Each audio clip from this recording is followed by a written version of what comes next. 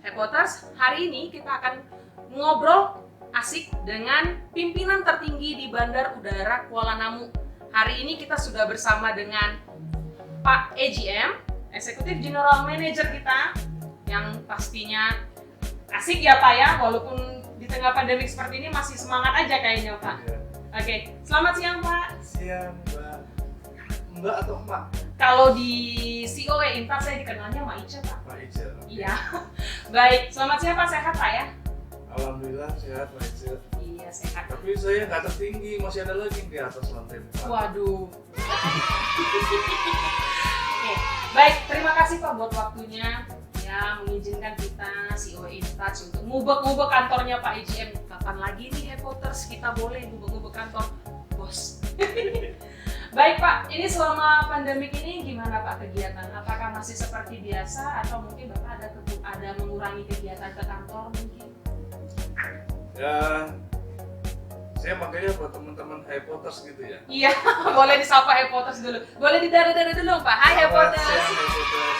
Ya. Jadi gini Mbak Ica, yang pertama mungkin saya sedikit agak meluruskan ya. Boleh Pak. Yang bengkok. Iya. Memang tugas kita meluruskan, bukan ya, maaf mestinya ya. Jadi dengan terbitnya PM 25 tahun 2020 tanggal 24 April ya. Iya benar.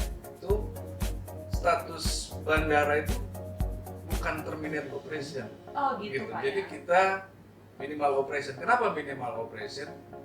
Karena memang tidak ada penerbangan, tapi bandaranya tidak boleh ditutup. Oh. Jadi kita masih melayani penerbangan, misalnya saat itu ya, sebelum keluar SE 31 yang diganti 32, kemudian SE nomor 4, kita ada penerbangan yang sifatnya untuk kargo, Iya. masih operasi, kemudian juga penerbangan emergency. Jadi tidak terminate. Kalau terminate itu sama sekali close, gitu. Tidak ada. Oh gitu. Berarti bukan terminate ya Pak, Bukan, ya, tapi tapi dia lebih ke minimum operation. Nah oke. Terus Pak terkait dengan itu tadi nih, untuk kegiatan Bapak sendiri di bandara gimana? Bapak lebih sering ke kantor seperti biasa atau mungkin bekerja dari rumah seperti teman-teman yang lain gitu? Saya sejauh ini masih setiap hari datang ke kantor. Waduh. Kecuali Sabtu Minggu ya. Kecuali Sabtu Minggu. Sabtu Minggu memang benar-benar libur Pak. Libur buat keluarga, bukan ya. Oh iya, jadi buat keluarga siapa? di Jakarta. Oke Pak, terima kasih. Nah, ini kan Bapak kelihatan tetap fit nih, tetap kelihatan ceria, tetap kelihatan ya kalau Maice sendiri sih kayaknya tetap kelihatan seger gitu. Gimana sih Pak cara? Kan di tengah-tengah pandemi ini kan kesehatan mental kita tuh lebih terancam ya Pak ya daripada kesehatan fisik kita sendiri. Pertama gini, iya, apa namanya? Sebenarnya dimulai dari niat dari rumah dulu sih. Kita tidak terpancing dengan hal-hal yang misalnya selama perjalanan itu membuat kita jadi bad mood gitu. Yang pasti buat saya suasana kantor itu benar-benar menciptakan kita tuh jadi happy gitu ya. Oh, menciptakan istilahnya kita buat afirmasi positif sendiri gitu ya gitu. Pak ya. Iya benar. Yang kedua, ya secara nasional maupun kita perusahaan itu sudah menciptakan atau membuat protokol kesehatan. Ya kita ikutin aja seperti pola hidup bersih dan sehat. Kemudian banyak mengkonsumsi vitamin dari buah dan sayur gitu ya. Semua air putih aja. Gitu aja ya. Karena saya merasakan gitu, kalau kita suatu waktu merasakan rasanya kurang mengkonsumsi itu tadi, itu pusing kepala tuh. Pusing ya Pak. Pusing. Berarti kalau dari kiat menjaga kesehatan fisik, tadi Bapak bilang tetap menjaga kesehatan dengan konsumsi buah dan sayur, mungkin dibantu dengan vitamin ya Pak ya, mungkin dibantu dengan vitamin-vitamin. Terus ya itu tadi mungkin sedikit olahraga, exercise ringan. Paling nggak peregangan lah. Peregangan biar nggak tegang ya Pak. Iya. Oke, good. Baik Pak, itu kan tadi untuk kesehatan fisik. Mungkin kalau kesehatan mental sendiri kita membangun afirmasi positif dari dalam diri mungkin ya. Iya. bahwasanya kita memang harus memandang segala sesuatunya secara positif. Oke. Nah, Happoters, untuk awal mulai ini gimana? Asik nggak Pak GM-nya? Asik dong. Gampang senyum gini kok. Jadi Happoters kalau ketemu dengan beliau di terminal atau di lapangan atau dimanapun, say hi aja. Bapak siap kok. Ya Pak ya? Insya Allah. Nah, Happoters, kita akan lanjut lagi nih. Siap ya Pak ya? Ditanya. Siap dong. Siap. Gini nih Pak, kalau kita melihat nih kondisi sendiri bandara kita sendiri nih, bagaimana Pak semenjak adanya pandemik virus COVID-19 ini? Seperti yang kita ketahui bersama, biasanya nih di musim-musim seperti ini ya Pak, ini kita sudah memasuki yang namanya musim mudik lebaran Pak. Dimana di tahun-tahun sebelumnya kita bahkan sudah menyiapkan posko lebaran, kita sudah ya untuk menambah personil tambahan mungkin di lapangan dan terminal. Terus kan akan berbeda nih Pak ya dengan yang sekarang di tengah pandemi COVID-19 ini. Kira-kira nih Pak, bagaimana sih kondisinya saat ini Pak di terminal kita? Kalau kita melihat perbandingan data yang tahun sebelum Sudah ya. 2019 dengan 2020 itu memang di Januari kita tuh masih bagus lah gitu ya. Masih normal Sampai ya Februari gitu. Nah, ketika sudah mulai awal Maret, April, Mei gitu, apalagi pasca terbitnya PN25 tadi, itu memang traffic pesawat maupun penumpang kita itu sudah minus sampai 70%. Sampai 70%. Dari kondisi normal. Dari kondisi normal sampai ke masa pandemi ya. Ya, masa pandemi. Udah terus sampai sebegitu jauhnya gitu. Sehingga tren untuk angkutan lebaran gitu. Kalau melihat adanya protokol kesehatan yang membatasi orang untuk tidak mudik menjadi sangat sangat sangat jauh sekali lah suasananya dan Berbeda, bertolak belakang dengan kondisi sebelumnya. Pada bandara kita kalau kita melihat kondisi saat ini kan ada surat edaran sebenarnya yang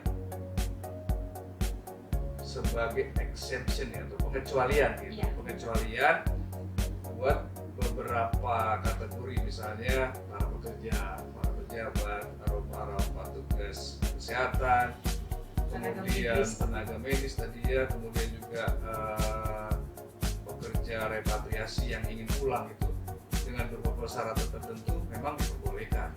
Tapi kalau lihat dari data yang ada sejak tanggal 7 April gitu ya. 7 April ya Pak ya.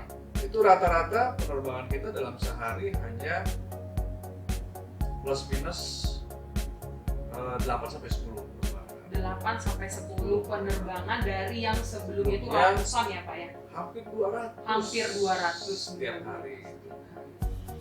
Penumpangnya nggak sampai 100. Kalau di weekend kemarin Sabtu Minggu tuh berarti tanggal 9-10 ya. Benar.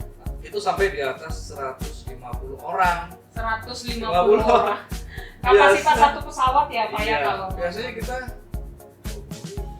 Benar-benar. sehingga terasa banget bandara kita ini agak sepi lah.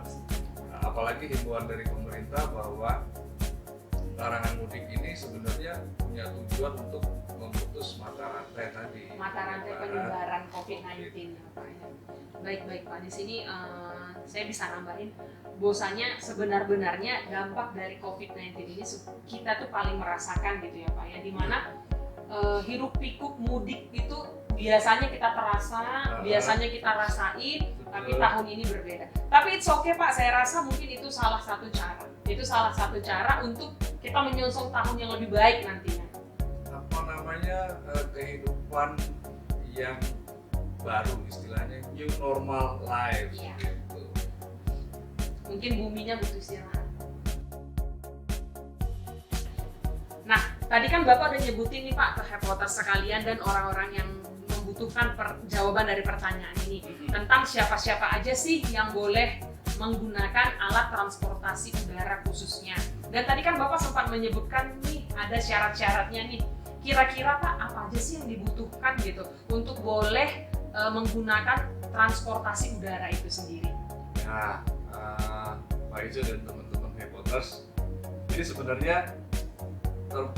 terbitnya surat edaran nomor 4 dari gugus tugas COVID-19, kemudian juga edaran nomor 32 dari Dirjen Perubahan Udara, itu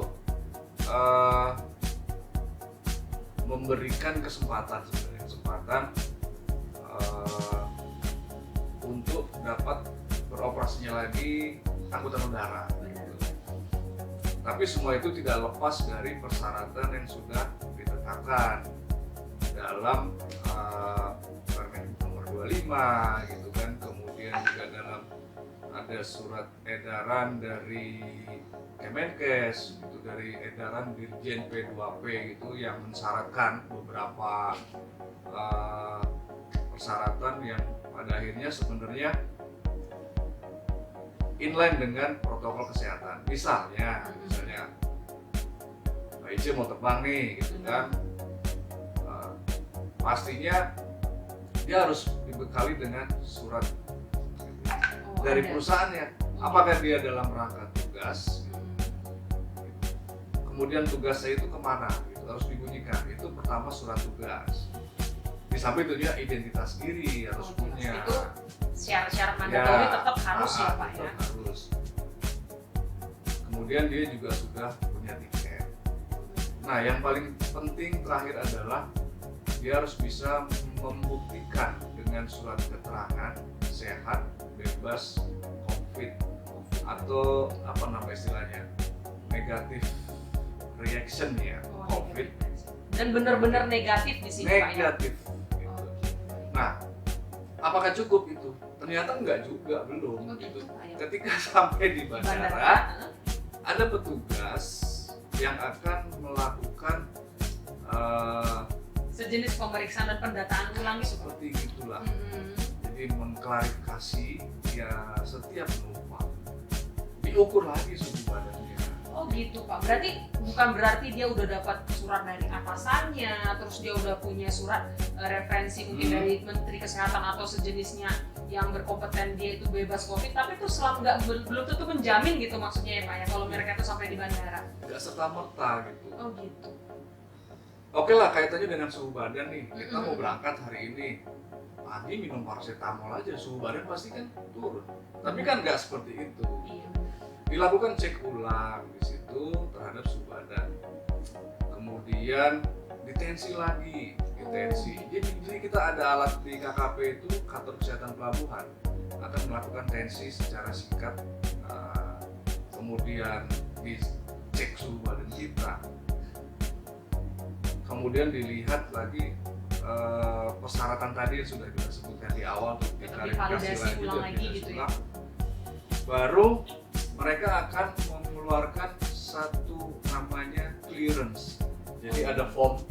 Iya. Itu Itu yang ngeluarin siapa Pak? Kantor kesehatan pelabuhan. Oh, kantor kesehatan pelabuhan gitu. Nah, di situ ada data apa, keperluan kita apa, kemudian berangkatnya kemana, jam berapa, naik apa, bagaimana kondisi badan kita saat itu. Begitu semua dinyatakan oke, dia akan mengeluarkan surat clearance bahwa Pak Ice layak untuk terbang pada hari itu. Berarti setelah mendapat clearance itu Pak, clearance itulah yang akan digunakan oleh calon penumpang untuk ke maskapai penerbangannya, untuk melanjutkan prosedur. Mereka check-in, setelah check-in lanjut ke SCP2 berangkat. Seperti biasa ya Pak ya. Cuman mungkin perbedaannya ada syarat-syarat mandatori tambahan karena pandemi ini ya Pak ya. Iya. Oke, baik, terima kasih. Nah, baik nih Pak, terima kasih banget nih, masih semangat Hepoters sampai sekarang pada lagi puasa. Baik, nggak apa-apa, semoga menambah amal kita ya Pak, amal ibadah kita. Oke, good. Kita lanjut nih Pak, tadi kan kita bahas tentang keberangkatan nih. Nah, bandar udara itu kan nggak hanya yang berangkat ya Pak ya, pasti ada yang datang. Nah, sekarang Maice mau nanya nih Pak, kira-kira nih bagaimana sih prosedurnya ketika kita melayani penumpang yang datang, baik domestik maupun internasional, Pak? Tadi kan Bapak sudah jelasin tuh kalau untuk berangkat dia harus punya clearance. Apakah sama dengan kedatangan Pak, baik domestik dan internasional, Pak? Ya, baik. Secara umum persyaratan yang diberlakukan hampir sama, ya. Namun saya bicara umum dulu deh. Jadi ketika dia datang dia tetap akan dilakukan pemeriksaan suhu badannya oleh AKP gitu ya. Di samping dia menyerahkan ada satu namanya Health Alert Card gitu. Itu isinya bahkan kita mengenalnya di awal adalah HAC itu, bukan clearance. Di awalnya HAC kita taunya itu ya, Pak. Tapi ya beda-beda tipis lah antara HAC dengan clearance. Kalau clearance dia lebih kepada untuk berangkat. Nah, HAC ini adalah isi datanya sama dengan tadi clearance itu. Tapi ini lebih kepada nanti dia serahkan di bandara tujuan dia gitu. Gunanya apa?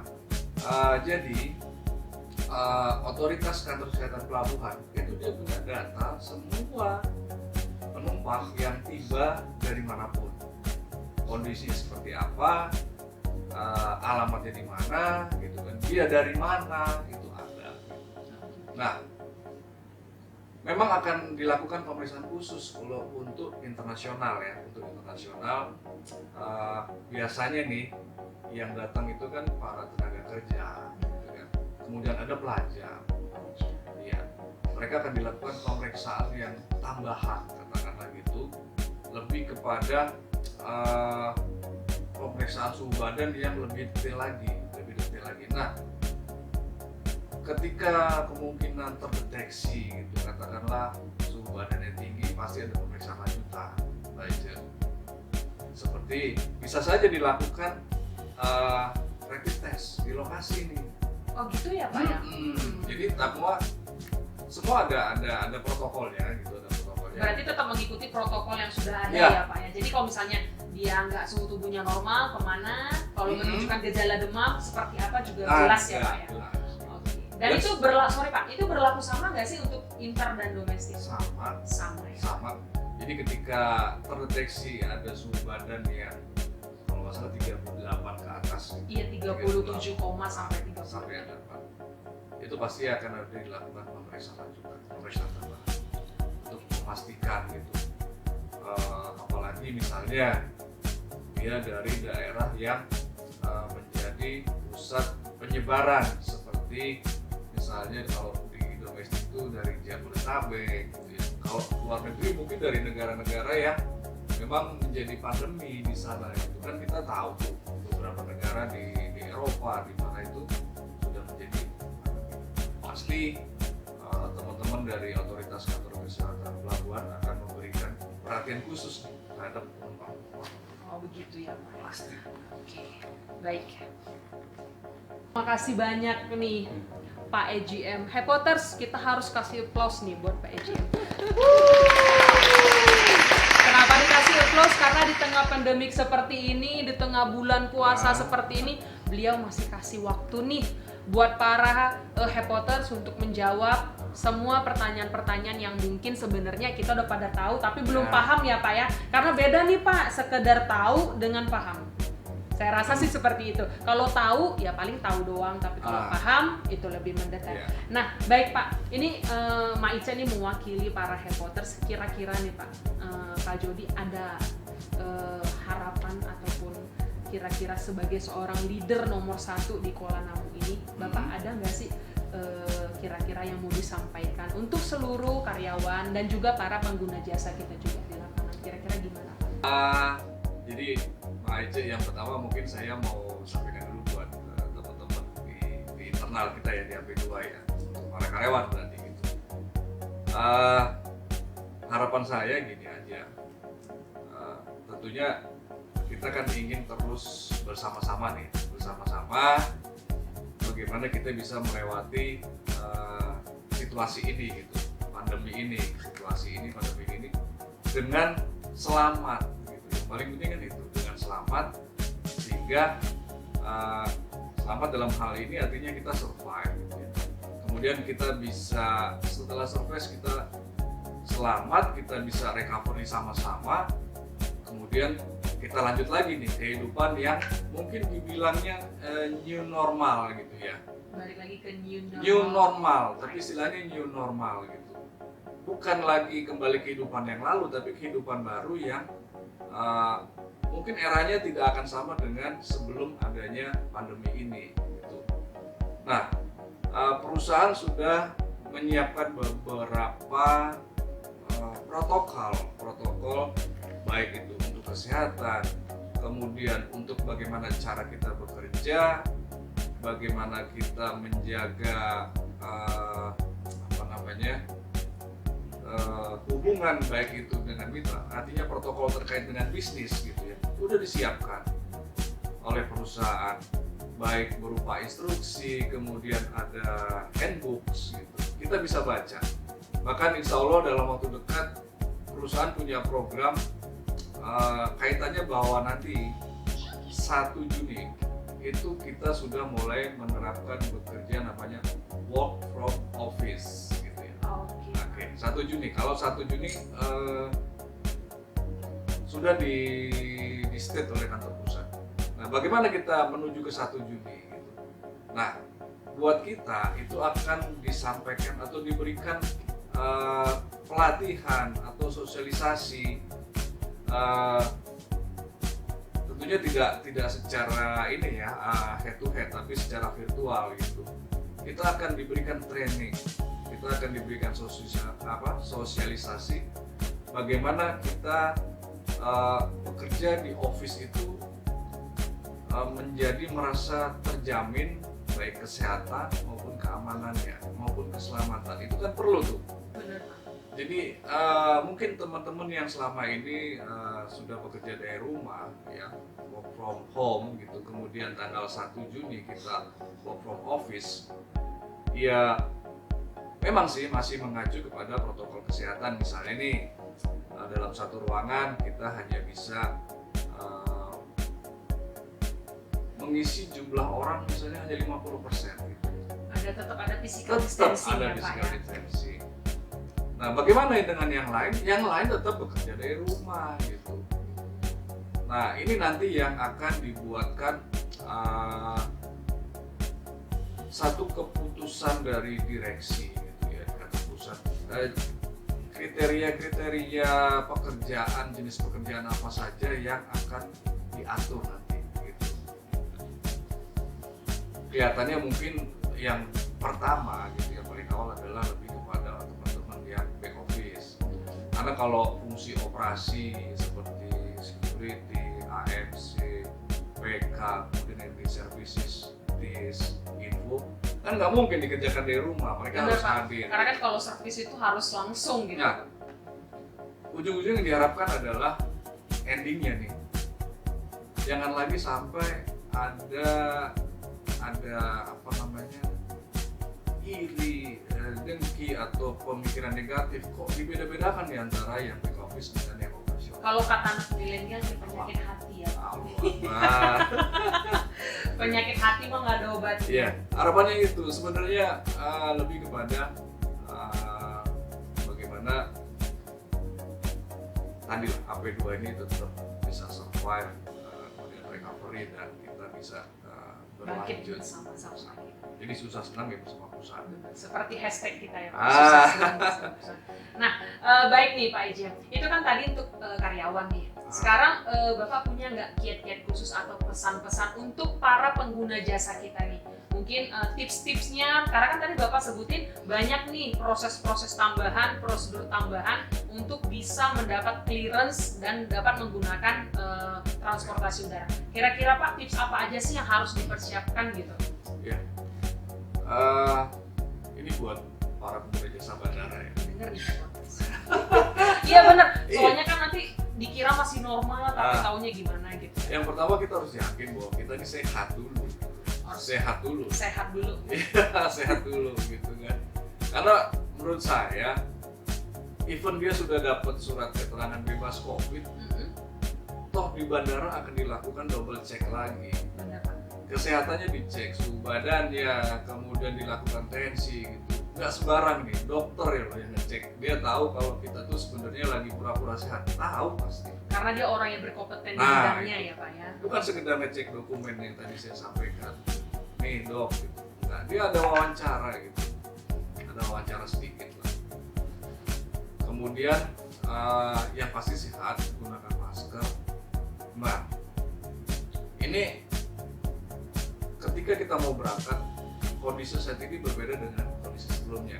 Beda dari yang normal. Dari yang normal, betul.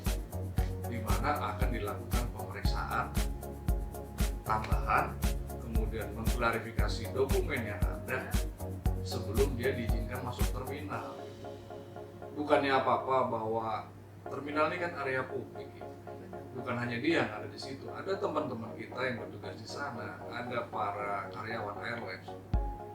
Ini harus dijamin gitu, harus dijamin bahwa mereka itu kerja dalam kondisi yang aman, dalam lingkungan kerja yang sehat. Sehingga pengguna jasanya pun diharapkan yang pertama dia harus sehat. Yang kedua, dia akan dilakukan pemeriksaan double check kesehatannya untuk dinyatakan bahwa dia layak terbang. Nah, ini butuh proses. Pertama perjalanan dia dari rumah ke bandara, kemudian proses screening kesehatan, screening pengamanan gitu kan, kemudian ada lagi proses check-in, Dan ada lain-lain. lagi pemeriksaan dan lain-lain. Saya menghimbau agar lebih awal datang, setidaknya 3 atau 4 jam sebelum keberangkatan. Oh gitu ya. Jadi Ya. kalau misalnya nih contoh nih Happoters nih atau misalnya pengguna-pengguna jasa di luar sana yang harusnya berangkat jam 10 pagi terjadwal, berarti kira-kira sampai di bandara sekitar jam 7 ya Pak. 6 atau jam. Jam 7, baik itu maksimal tuh jam 7. Iya. Karena mengingat banyaknya prosedur tambahan tadi ya Pak ya. Betul. Benar-benar. Baik, itu diingat ya Happoters, mungkin ada rekan-rekan di luar sana atau keluarga yang bertanya gimana situasi bandara dan seperti apa nih kira-kira gambarannya, itu sudah bisa disampaikan. Bahwasanya untuk sampai ke sini, untuk sampai mendapatkan semuanya, clearance dan lain-lain itu ada prosedur tambahan sehingga diharapkan datang lebih awal nih, 3 atau 4 jam gitu ya. Betul. sebelumnya. Ya. Baik, terima kasih nih Pak EGM. Saya Iya. sangat merasa bangga bisa boleh ngobrol, Iya. santai, singkat. Mungkin saya akan menambahi aja ya Pak. Saya suka nih, kebetulan saya hobinya ngebaca gitu Pak. Saya suka ngebaca dari segala jenis buku. Saya pernah terinspirasi dari Sibyl Kianik, kalau mungkin teman-teman pernah tahu. Dia pernah bilang, yesterday is history, tomorrow is a mystery, today is a gift from God. Nah, Bapak pernah dengar nggak? Dia pernah bilang tuh, hari ini adalah hari ini. Ya. Kemarin itu adalah sejarah. Ya. Yang besok itu masih misteri. Betul. Apa sih yang bisa kita kutip Pak? Saya sangat setuju nih dengan kata-kata beliau ini. Haruslah kita hidup sehat, haruslah kita semangat untuk bisa menceritakan sejarah ini ke penerus kita. AP2 harus tetap berdiri, AP2 harus tetap jalan, AP2 harus bisa berlari, bahkan harus bisa terbang seperti pesawat yang kita terbang. Wow, Nah, keren. jadi Pak, saya harapannya mewakili dari seluruh Happoters berharap Bapak sehat, Amin. karena kita mau cerita nih apa yang akan terjadi setelah masa pandemi ini. Harapan saya dan harapan seluruh Happoters, Bapak selalu sehat, dan Amin. harapan dari COE Intouch ini khususnya seluruh karyawan, seluruh pengguna jasa, dan seluruh rekan-rekan operasional, baik yang di back office maupun di operasional. Yuk hidup sehat, yuk tetap semangat, tetap bangkit, karena kita butuh kalian untuk menceritakan ini nanti. Salam hangat kita, see you bye-bye dulu Pak, untuk seluruh rekan-rekan COE. Terima kasih Pak.